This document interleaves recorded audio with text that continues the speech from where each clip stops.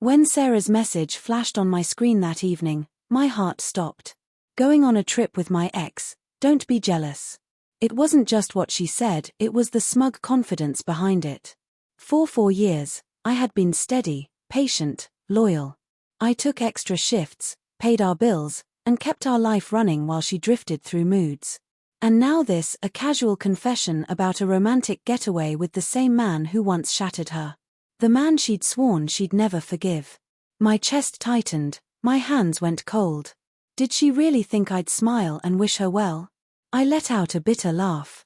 For months, I'd noticed the signs: her phone flipped face down when I walked in, the whispers late at night, the last-minute meetings that stretched till morning. I told myself I was imagining things, that doubt was poison. But tonight, she'd written the truth herself, bold, shameless, and cruel. She wasn't just announcing it. She was taunting me. She wanted me to react, to beg, to fight, to prove I still cared. But I wouldn't give her that power. My fingers trembled as I typed back, "Don't worry. I won't be here when you get back." No rewrites. No second thoughts. Just send and peace. I could almost see her smirk falter as the words hit her. She'd grown used to controlling the story, me playing the forgiving fool, her playing the victim. Not this time. This time, my silence would speak for me. I packed that night. Folded each shirt, cleared every drawer, leaving not a trace behind. The apartment, once filled with laughter and dreams, now looked like a crime scene of all the red flags I'd ignored. Her perfume on the couch, the photos where her smile was too perfect. It all looked fake now. By midnight, I was gone.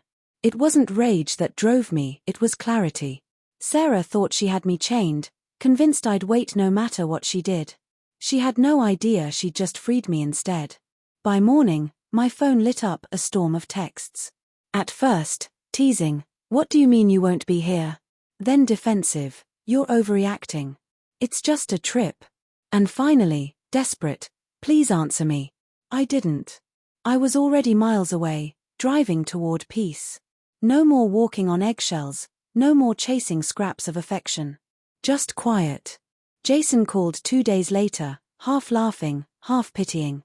"Man, she's telling everyone you ditched her for no reason. Says it was just a harmless trip." I let out a hollow laugh. "Harmless," I repeated.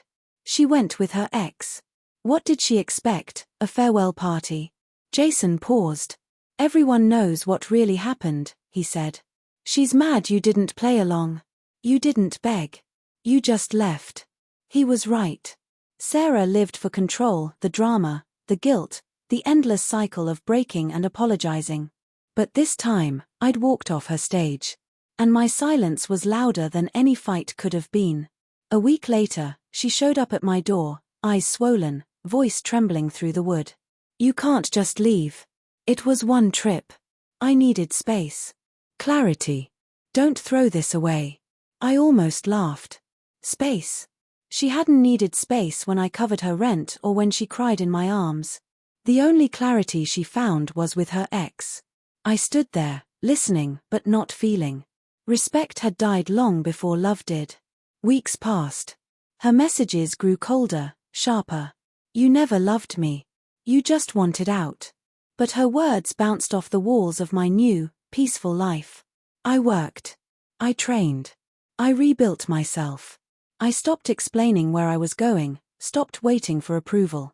The simple act of breathing freely was worth more than all those years of begging for love. Then one evening, Jason sent me a screenshot Sarah posting with her ex, a caption about rediscovering true love. The comments were brutal. People called her out, saw through her act. I didn't laugh. I didn't even care. Karma was doing her part. A month later, she came again, this time not angry, just broken. "I made a mistake," she whispered. "He hasn't changed. I thought I could move on, but you were the one who stayed when no one else did. Please, give me another chance." There was a time when I would have melted hearing those words. But not anymore. "I did love you," I said quietly. "But love without respect isn't love at all. You chose the plane. I chose peace." Her tears came, but I didn't open the door. When it closed behind her, it felt final, not cruel, just honest. For the first time in years, I wasn't chasing, fixing, or pleading. I was simply living. And that, I realized, was the sweetest revenge of all.